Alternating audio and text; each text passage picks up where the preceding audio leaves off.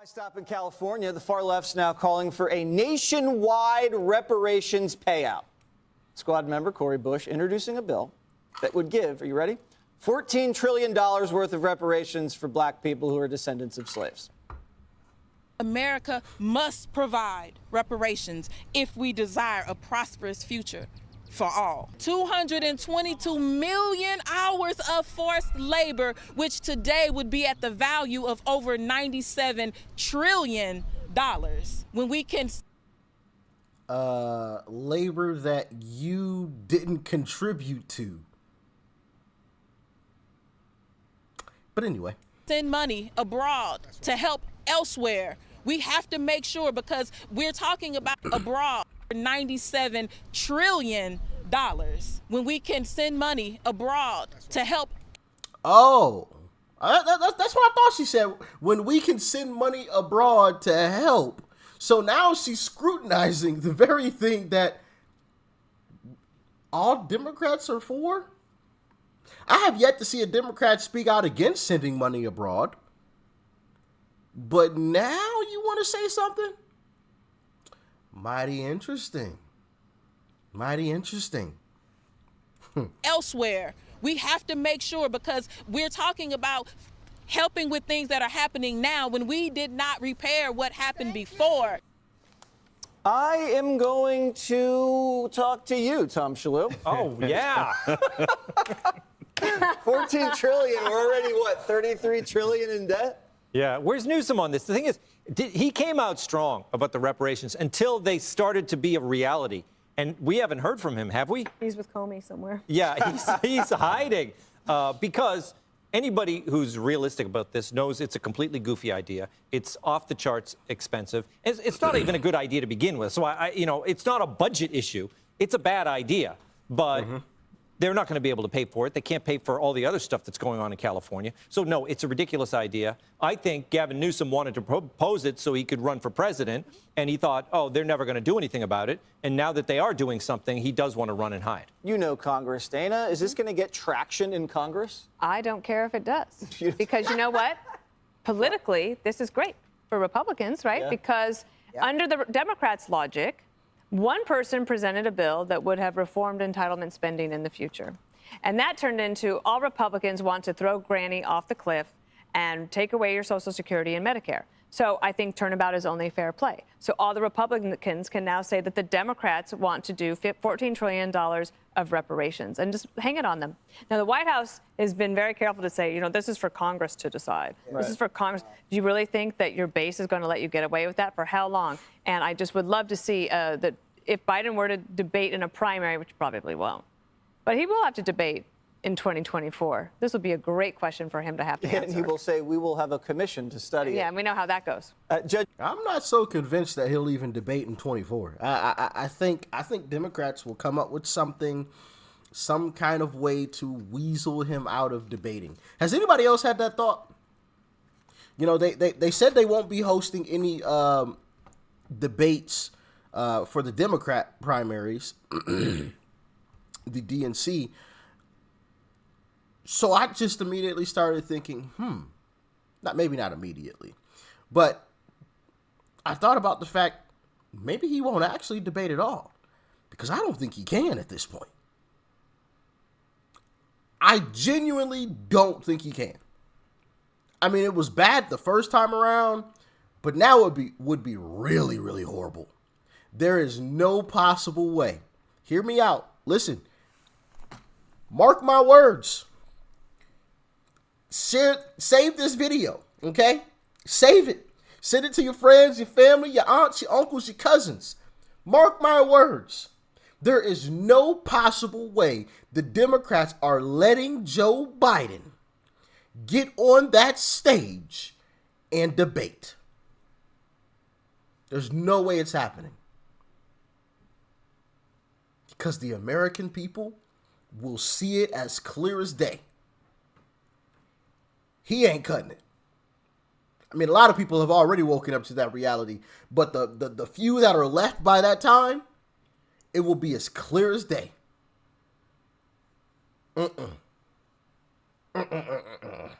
And if it's, especially if it's Uncle Trump like we all expect it to be, oh, Lord. Woo! Woo, he is in major trouble. Major trouble. Uncle Trump is going to run circles around him. He going to, oh man, this is going to get ugly. Janine Pirro, Yes. Cori Bush, she's loud. She is, I guess, influential in the squad. How many is in the squad? 4? Well, they added a guy. Oh, okay. Does he get special privileges, by the way, if you're the only male? Yeah, in he the gets to go in the squad? ladies' room. So will this catch fire at all? No. 70% of Americans are against it. That's number one. Number two, I just listened to Cori Bush, who, by the way, Cori Bush and Rashida Tlaib, apparently they voted against a resolution to honor police officers killed in the line of duty. I mean, yeah, they're real Americans. But anyway, she just said, Cori Bush, we need, what was it, $91 trillion so that we can then send the money abroad. Wait a minute. I thought this was to repay you for slavery. Now, a civil war, people dying, that's not enough. We need to get the money to send it abroad for other people. No, this is absurd. What it's doing. Now, in her defense, I don't think that's what she said. She was saying the fact that we can send money abroad, you know, due to the circumstance of the situation going on right now in Ukraine, I think that's what she was kind of alluding to, but didn't want to actually say it because she's a Democrat and can't speak out against any of that. But that's what I felt like she was alluding to. Y'all can let me know how you feel in the comments section. But she was saying, well, because we could send money over there, we should be able to pay ourselves here, kind of thing. I think that's what she was saying. Is it's Still foolish, but yeah. creating the anticipation, just like Newsom did. He signed the task force. He signed it when it got back. And then he comes back and he actually said, you know, this isn't really all about money. But what they're doing is they're creating division, a possibility of hope that it might happen, and then creating the division of us versus them mentality. We are owed this, and it's ridiculous. I'm sorry to keep pausing it, but I think the Democrats are falling into their own trap. They're being eaten by their own. Like, they've gone so far left that they have no choice but to push out these crazy policies that even Gavin Newsom knew. We can't afford to do that. We don't have the budget. We don't have the budget. Too many people have left already. We're already, I believe, California actually lost money this past year. So we can't afford it. But I want to put on a show and say it, you know, because I think Jesse Waters said it. Because, you know, they're not actually gonna push for it, you know. But, you know, I got to put on the front. Got to put on the front. But when push came to shove, it's not really about the money, though. You know, it's not really about the money.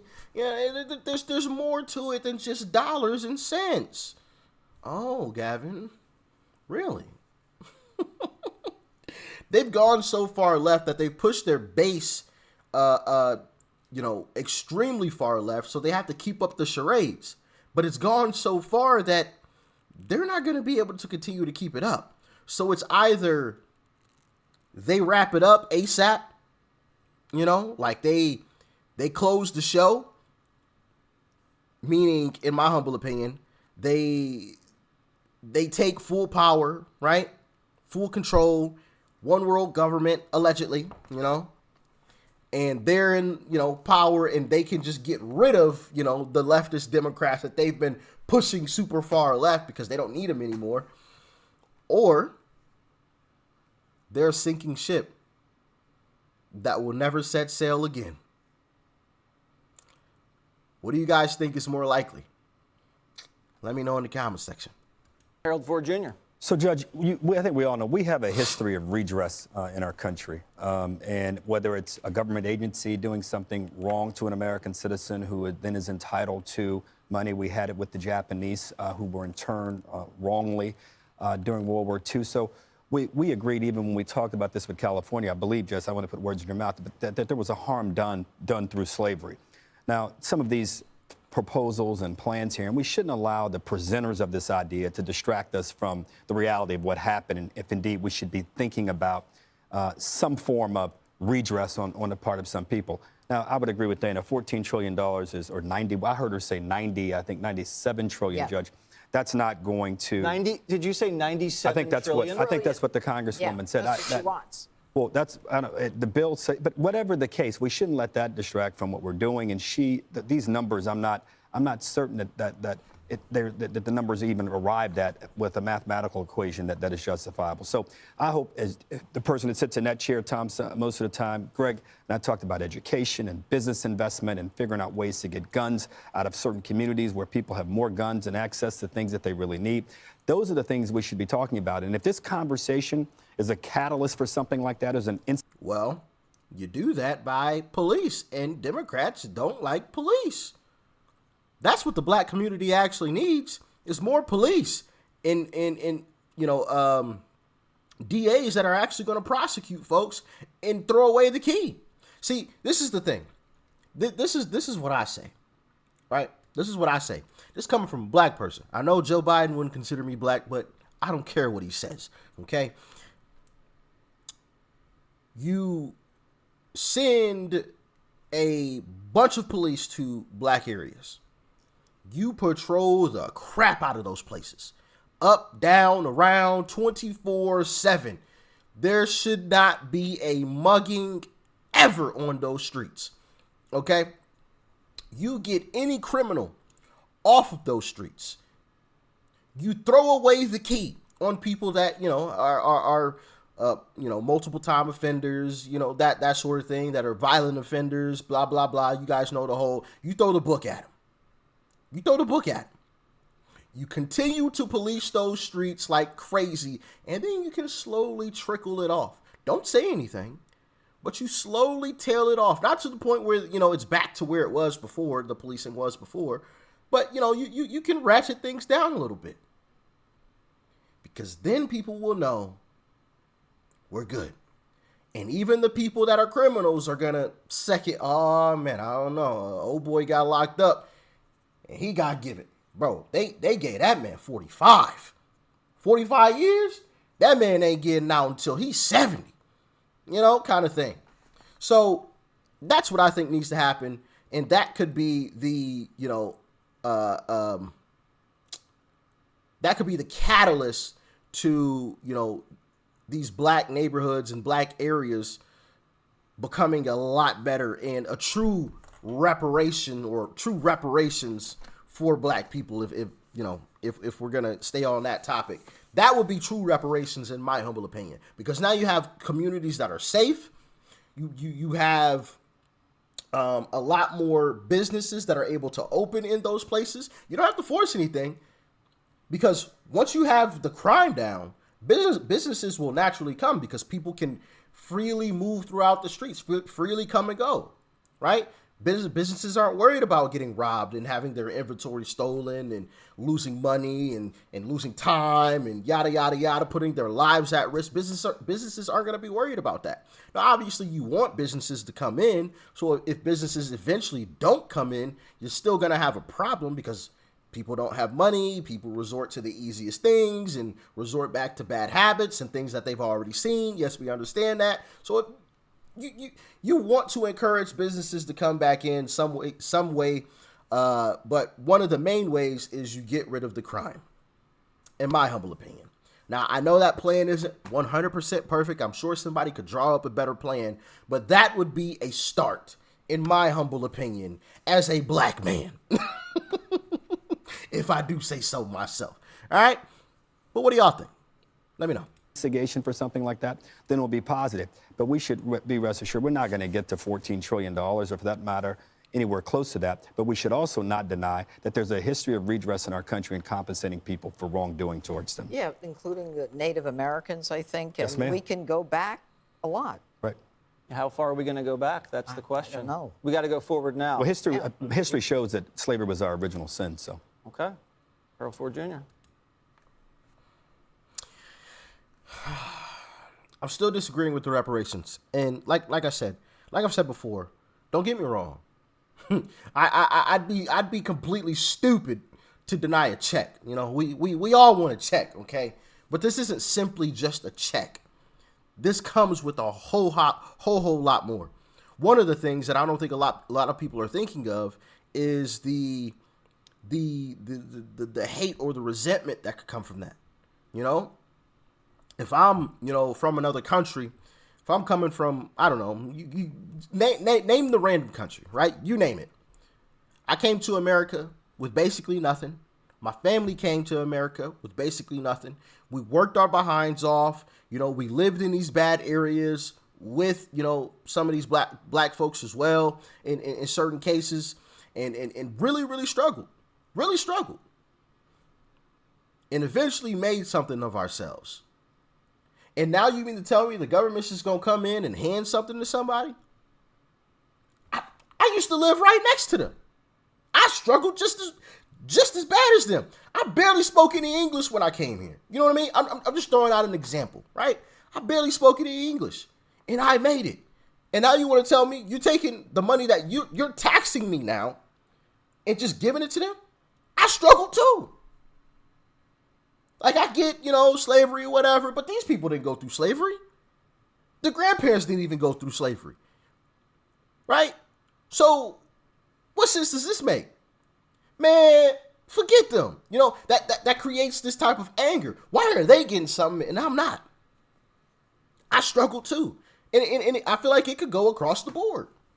That's something that a lot of people aren't really thinking about when it comes, like, talk about race relations. I feel like that could make things extremely terrible. Not saying that it would, but I feel like there's a possibility that some folks would have that anger, like I just explained to you. But what do y'all think? Maybe I'm completely wrong about that. Maybe I'm way off with it. I don't know. Y'all let me know. Talk to me, please. This stuff is just foolish, you know. Clean up the crime. Clean up the crime. Problem is, Democrats don't want to do that. You start trying to propose, you know, hey, yeah, we're going to bring in extra police officers. We're going to lock up all these criminals. We're going to throw away the keys. Oh, no. No, you don't. No, you don't. Blah, blah, blah, blah, blah. That's Democrats. It's like, wait, hold on. Time out. I thought you said you wanted to fix the black community. Do you really want to fix the black community, or do you want to say you want to fix the black community and not actually fix the black community? Well, we need reparations. What is money going to do? It'd be nice to have a check. Don't get me wrong. But let's keep it real. Most black people in the hood have no financial literacy. Have no idea on how to manage money. And I'm not calling folks stupid, because that's not everybody across the board, obviously. But so you think you change the situation by handing somebody money? Let's look at lottery winners. How many of those folks won the lottery and eventually went broke again? Once again, and all of those folks ain't even black.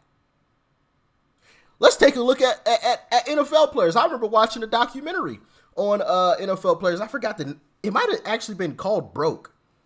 If anybody's seen it, let me know. Let me know in the comment section. I want to say it was called Broke, but there was like an NFL documentary about how, like, NFL players, you know, they come across all this money. They have zero idea on how to manage the money. And, you know, I think the average NFL player, I'm sorry if I get this statistic wrong, but I want to say within 5 years after an NFL's player career ends. So within 5 years after an NFL player who's made millions of dollars, they're broke. So you mean to tell me now you gonna go to the hood, drop, you know, however much money on them, and you think the same thing isn't gonna happen? And I can speak from experience, because I know folks like this myself, and I've touched on it before. And I'm sure some of y'all can attest to it. How many individuals do you know that aren't in the greatest financial position? Tax time comes around, they get a tax check, they get a refund on their taxes, you know, however much that is, and the first thing they go do is buy a new TV. First thing they go do is go to your local mall I'm buying the latest shoes. I'm about to be fresh to death. Woo! I'm about to be, oh man, swagged out.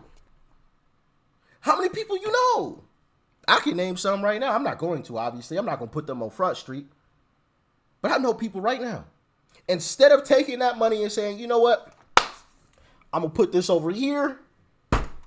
Save it for a rainy day.